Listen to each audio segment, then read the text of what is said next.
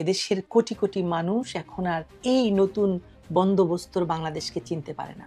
কাগজে কলমে নামটি বাংলাদেশ থাকলেও আসলে দেশটির নাম ইউনুসল্যান্ড।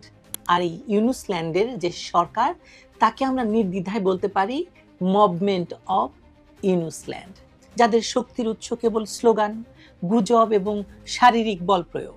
এবং সেই পুরনো আওয়ামী লীগের দোসর এই অজুহাত ছাড়া তাদের আর কোনো অস্ত্রও নেই হাতে। শুধু তাই নয়, দেশে বিদেশে অবস্থানরত এই মুভমেন্টের সিপাহ সালাররা ওসি সাহেবকে সরাসরি হত্যার হুমকি দেন। ফরহাদ মাঝারও স্বীকার করেছেন, বিদেশিদের সঙ্গে হাত মিলিয়ে এই সরকার বদলের নিষ্ঠুর খেলায় তিনি নিজেও একজন কুশীলব। মুভমেন্ট অফ ইউনুসল্যান্ডে, যেখানে রাষ্ট্র নামক কাঠামোটি চালাচ্ছে এক স্বঘোষিত অপরিণামদর্শী অজ্ঞজন। পৃথিবীর আর সকল দেশে একটি গভর্নমেন্ট আছে, কিন্তু ডক্টর ইউনুস তার সেই সঙ্গীদের নিয়ে ক্ষমতা দখল করে বাংলাদেশকে উপহার দিয়েছেন একটি মুভমেন্ট। আপনার আমার যে পরিচিত বাংলাদেশ ছিল বিগত জুলাই মাসের আগে, 1 বছর পরে এসে আপনি কি তা চিনতে পারেন? আমি পারি না আসলে। কেউ কেউ হয়তো পারেন, কারণ তারা এর আগের বাংলাদেশকে চেনার চেষ্টা করেননি কখনো। কিন্তু এদেশের কোটি কোটি মানুষ এখন আর এই নতুন বন্দোবস্তর বাংলাদেশকে চিনতে পারে না। কাগজে কলমে নামটি বাংলাদেশ থাকলেও আসলে দেশটির নাম ইউনুসল্যান্ড। আর এই ইউনুসল্যান্ডের যে সরকার, তাকে আমরা নির্দ্বিধায় বলতে পারি মুভমেন্ট অফ ইউনুসল্যান্ড, গভর্নমেন্ট নয়। কেন গভর্নমেন্ট নয় সেটি ব্যাখ্যা করি। এই মুভমেন্ট অফ ইউনুসল্যান্ডের যারা নেতৃত্বে আছেন, তাদের নেই কোনো আইনি স্বীকৃতি, নেই সাংবিধানিক কাঠামো, নেই জনম্যান্ডেট।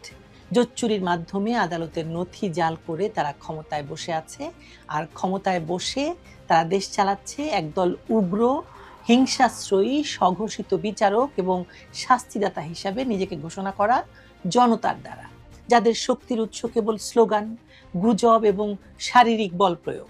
এবং সেই পুরনো আওয়ামী লীগের দোসর এই অজুহাত ছাড়া তাদের আর কোনো অস্ত্রও নেই হাতে।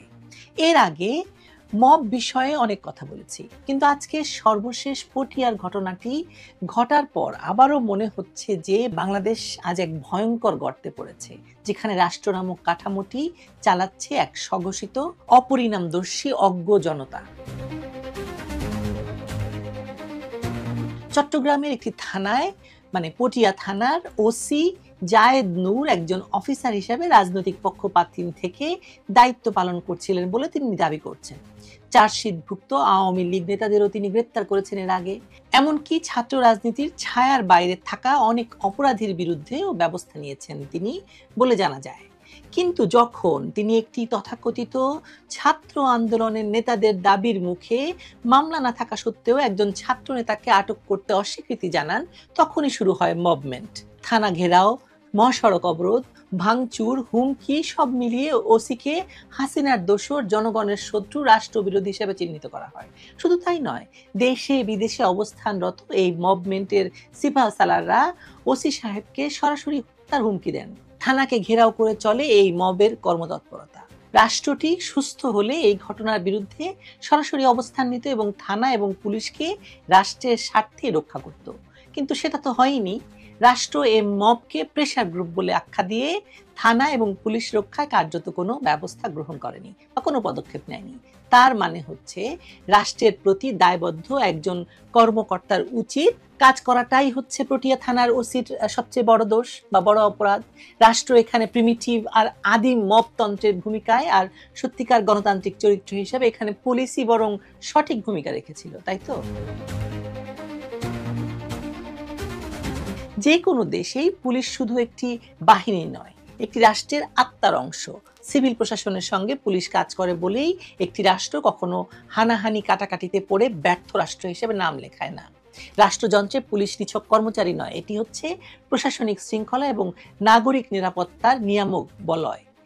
এই ইউনুসল্যান্ডে পুলিশ কেবলমাত্র গণহারে হত্যার শিকারই হয়নি, বরং আস্তে আস্তে পুলিশকে এরকম দুর্বল করে তোলা হয়েছে যে এরপর আর দেশটাকে সুস্থ এবং স্বাভাবিক রাখার কাজে পুলিশকে পাওয়া যাবে বলে মনে হয় না।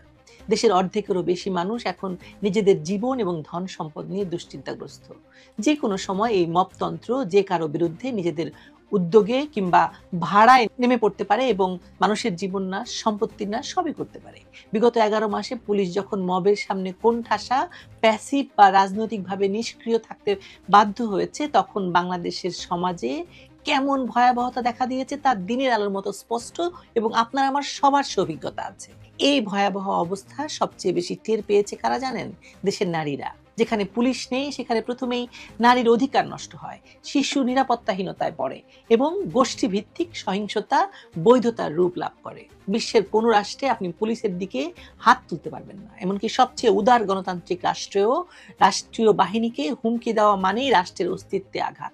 সেখানে পুলিশের গায়ে হাত তোলা মানে হচ্ছে মানবতার কেউ ধার ধারবে না, রাষ্ট্র তার প্রতিশোধ নেবে, হামলাকারীর বিরুদ্ধে ব্যবস্থা নেবে।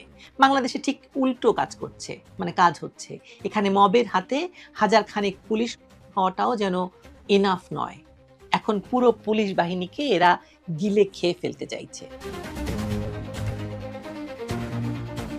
ডক্টর মোহাম্মদ ইউনূসের নেতৃত্বাধীন সরকারের শাসনামলে ঝিকরগাছা উপজেলা যশোরে এক বুদ্ধি প্রতিবন্ধী নাগরিক রফিকুল আলমকে হত্যা করে 15 থেকে 20 জনের একটি দল, যাদের নেতৃত্বে ছিল স্থানীয় বিএনপি নেতার পুত্র।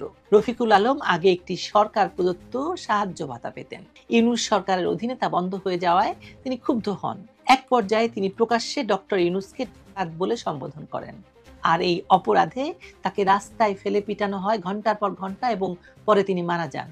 একজন প্রতিবন্ধী ব্যক্তি। এই ঘটনা কেবল এক জায়গায় নয়, সারা দেশে ঘটছে, প্রতিদিন একাধিক ঘটনা ঘটছে। আপনার কি মনে হয় কারা এর জন্য দায়ী? কেবল মব? উত্তর হলো না। এই ঘটনার দায় শুধু স্থানীয় মব বা জনগণের নয়। এই ঘটনার দায় ডক্টর ইউনূস এবং তার ক্ষমতার সকল সহযোগীরা। এমনকি বিএনপি নেতৃবৃন্দ এর দায় এড়াতে পারবেন না। এই তো 2-3 দিন আগে ইউনূসল্যান্ডের প্রোপাগান্ডা সচিব বলেছেন এরা নাকি মব নয়, এরা প্রেশার গ্রুপ। কেউ কেউ দেখি মিউ মিউ করে জনগণকে ক্ষমতায়ন করার কথাও বলছেন, কিন্তু এদের কেউই জনসন্ত্রাস আর জনগণকে নায়ক বানানোর মধ্যে যে বিস্তর পার্থক্য থাকে সেটি দেখতে পাচ্ছেন না বা দেখতে চাইছেন না। ইউনূসল্যান্ডের এই জনসের ঘটনাই সরকারের যে ইংরেজি গভর্নমেন্ট তা না রেখে ইউনূসল্যান্ডের সরকারকে মবমেন্ট হিসেবে প্রতিষ্ঠা দিয়েছে, যেখানে না আছে নির্বাচিত কাঠামো, না আছে বিচার ব্যবস্থা, না আছে দায়িত্বশীলতা। আছে একটাই যোগ্যতা, কে কত বেশি রাষ্ট্রবিরোধী স্লোগান দিতে পারে, কে কত দ্রুত একজন পুলিশ সদস্য বা সরকারি কর্মকর্তাকে সোশ্যাল মিডিয়ায় দালাল বলে ভাইরাল করতে পারে, তাকে জুতাপিটা করতে পারে, তাকে করতে পারে। পৃথিবীর কোন রাষ্ট্রের সরকার বা গভর্নমেন্ট ব্যর্থ হলে সেই রাষ্ট্রে আবার গভর্নমেন্টকে সঠিক ও সরল পথে বা সবল করে তুলতে হলে নতুন একটি ব্যবস্থার প্রয়োজন পড়ে। কিন্তু ইউনূসল্যান্ডের এই নয়া বন্দোবস্তর নামে একটি গভর্নমেন্টকে সরিয়ে মবমেন্ট কায়েম করা হয়েছে। এর পরিবর্তন নয়, এর হতেই হবে, কারণ রাষ্ট্রদ্রোহ কখনোই একটি দেশকে প্রকৃত জনগণের শাসন দিতে পারে না। ইউনূসল্যান্ডের সহযোগী সকলেই রাষ্ট্রদ্রোহের অপরাধে অপরাধী এবং দণ্ডের জন্য যোগ্য। যত কিছুই বলুন না কেন, মুভমেন্ট অফ ইউনূসল্যান্ড কোনো রাজনৈতিক বিপ্লব নয়, হতে পারে না। এটি বিপ্লব বা গণ অভ্যুত্থানের নামে ক্ষমতা দখল। একথা এই মবল্যান্ডের আরেক পৃষ্ঠপোষক এবং রাষ্ট্রদ্রোহের অপরাধে অপরাধী ফরহাদ মাঝারও স্বীকার করেছেন। বিদেশিদের সঙ্গে হাত মিলিয়ে এই সরকার বদলের নিষ্ঠুর খেলায় তিনি নিজেও একজন কুশীলব। মুভমেন্ট অফ ইউনূসল্যান্ডে আপনারা সকলে ভালো থাকুন। দর্শক, সম্পূর্ণ ভিডিওটি দেখলেন, আশা করি বিষয়টি বুঝতে পেরেছেন। এ নিয়ে আপনার গুরুত্বপূর্ণ মন্তব্যটি অবশ্যই কমেন্ট বক্সে জানিয়ে দিবেন। ধন্যবাদ।